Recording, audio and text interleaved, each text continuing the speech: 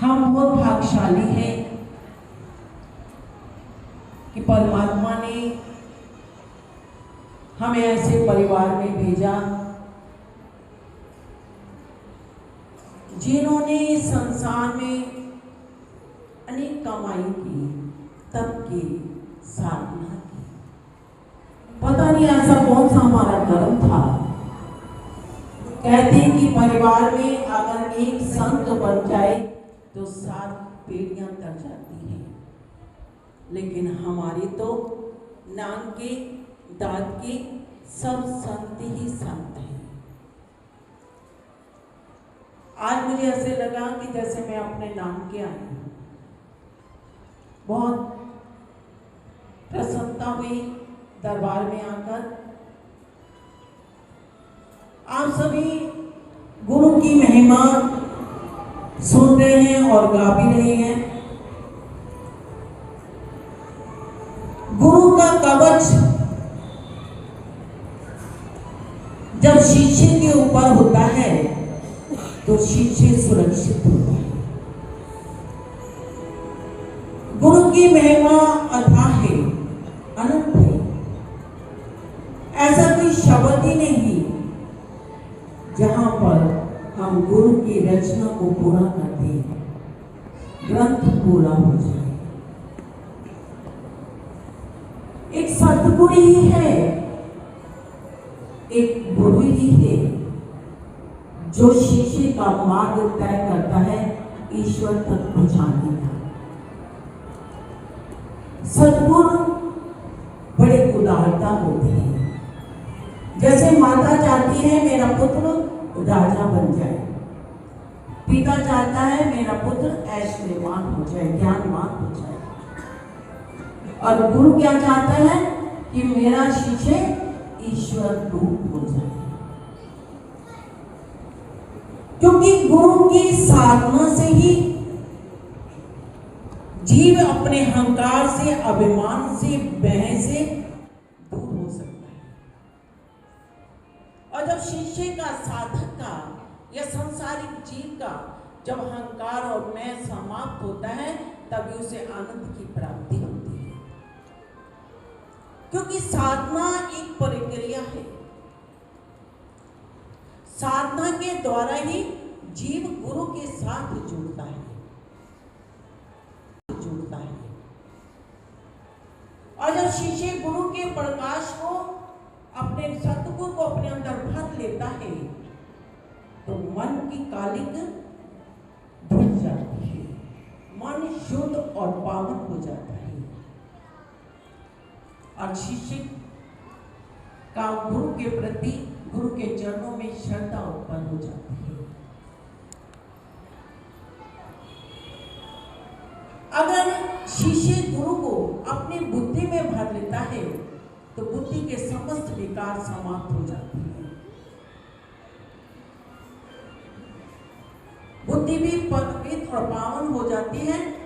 तब वो बुद्धि सतगुरु के वास्तविक ज्ञान को अपने अंदर भरने लगती है। क्योंकि विश्वास हो जाता है शिष्य को कि मुझे इस जगत से, इस संसार से निकालने वाला, इस मैं से, अभिमान से, अहंकार से निकालने वाला कौन है? मेरा सतगुरु है। और फिर वो अर्पित हो जाता है, समर्पण कर देता है अपने आप को। कैसे?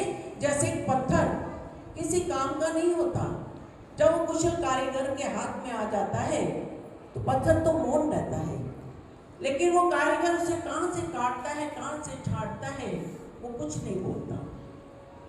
और वो कुशल कारीगर उसको एक भगवान का रूप देकर मंदिर में स्थापित कर देता है। पत्थर काम का नहीं था, लेकिन कृपा किसकी हुई? कारीगर की हुई, कुशल कारीगर की दया हुई कि उस पत्थर को भगवान का रूप बनाकर मंदिर में स्थापित कर दिया।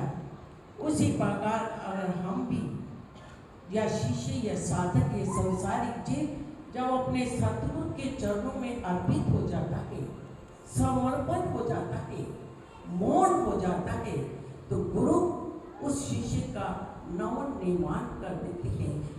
जैसे दीपक जल रहा होता है और एक दीपक बुझा है, और उस दीपक जलते हुए दीपक दीपक पर ले जाए तो वो बुझा हुआ दीपक भी जलने लगेगा।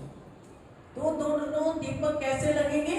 दोनों एक समान हो जाएंगे। उसी प्रकार शिष्य जब गुरु के साथ जुड़ जाता है, गुरु की मर्यादा, गुरु की सेवा, गुरु की आज्ञा, गुरु की मर्यादा के अनुसार चलता है, तो उसमें भी, उस शिष्य में भी गुरु का स्वरूप आने लगता है। गुरु अपने जैसा ही अपने शिष्य को बना देता है। आज श्री स्वामी जी महाराज की इतनी महिमा हम देख रहे हैं, उनका त्याग, उनकी ताप, उनकी साधना। जब उन्होंने श्री नंगली निवासी भगवान का दर्शन किया, दरबार में पहुंचे, उन्होंने पीछे मुड़कर नहीं देखा कि मेरे परिवार में कौन है और क्या होगा। उनका सब काज किसने किया? नंगली निवासी भगवान ने ही पूरा किया था। मुझे छोटी सा घटना याद आती है, क्योंकि हमारे दादके में भी सब संत हैं, जुगल जोड़े को जानते हैं सतगुरु नगर में, वो भी मेरे परिवार की ही। मेरे माता जी की शादी भी दरबार में हुई, क्योंकि इधर स्वामी जी भी थे, उधर दादाजी भी थे, सब संत ही थे। तो नंगली निवासी भगवान ने उनके काज तो पूरे करने थे परिवार के। शादी माता जी की छोटी उम्र में ही गुरु दरबार में हो गई थी। और जब डोली गुरु महाराज जी के चरणों में पहुंची, मेरी माता जी का रंग थोड़ा सांवला था और हमारे पिताजी बहुत गोरे चिट्ठे थे। गुरु महाराज जी नंगली निवासी भगवान के पास बैठे थे, तो हमारी बड़ी बुआ जो गृहस्थ में थी, लेकिन गृहस्थ के बाद उन्होंने जब परिवार का कर लिया तो वो भी संत बन गई थी। तो उन्होंने मजाक करते हुए गुरु महाराज जी को कहा कि देखो, आप तो गोरों में तिल ले आए हो। तो नंगली निवासी भगवान के क्या वचन थे? ये सत्या तो याद रखना, जो औलाद होगी वो दाद को पड़ जाएगी। तो आज उनके वचन, नंगली निवासी भगवान के वचन सत्य है। तो कहने का भाग है कि उनका एक एक वचन, उनकी इतनी गुड़ी कमाई, उतनी साधना, उनका तप इतना था कि गुरु महाराज जी ने नंगली निवासी भगवान ने समस्त कार्य किए। आज सारा परिवार कमाइयां उन्होंने करी और खा हम सब रहे।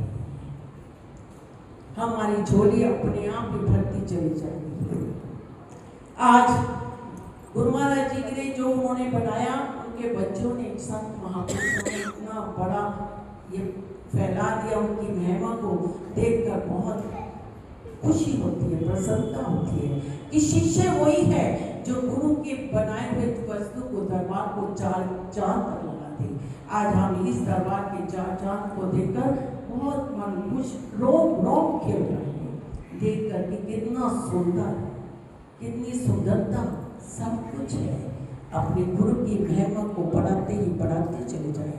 तो जब वो शिष्य ऐसे पढ़ाएंगे तो सतगुरु की कृपा, उनकी दयालुता कैसे नहीं होगी शिष्यों के ऊपर, बरकत कैसे नहीं होगी, बख्शिश कैसे नहीं मिलेगी। इसलिए सिर्फ शिष्य का धर्म है गुरु के चरणों में झुक जाना, उनकी मर्यादा, उनकी आज्ञा, उनकी सेवा, क्योंकि सेवा का धर्म बहुत बड़ा है, निभाना बहुत कठिन है। क्योंकि सेवा धर्म निभाना कि गुलाम हो जाना, दास हो जाना। जो दास बन गया, जो गुलाम बन गया, वही अपने जीवन में सब कुछ प्राप्त कर लेते हैं। ग्रंथ पढ़ के देख लो, जिन भक्तों ने जो कुछ भी पाया अपने गुरु की गुड़ी कमाई में, सिर्फ सेवा करके सेवा की, तो मन भी लगा और मन लगा तो सब कुछ मिल गया। इसलिए हम अपने गुरु के चरणों में बैठे हैं। उनकी सेवा, उनकी मर्यादा, उनके नियम के अनुसार चलेंगे तो देखो तुम्हारी झोली भी भरती जाएगी, बरकत भी बढ़ती चली जाएगी, दया भी होती चली जाएगी, बख्शिश भी मिलती चली जाएगी। बोलो नंगली निवासी भगवान की जय, साचे दरबार की जय।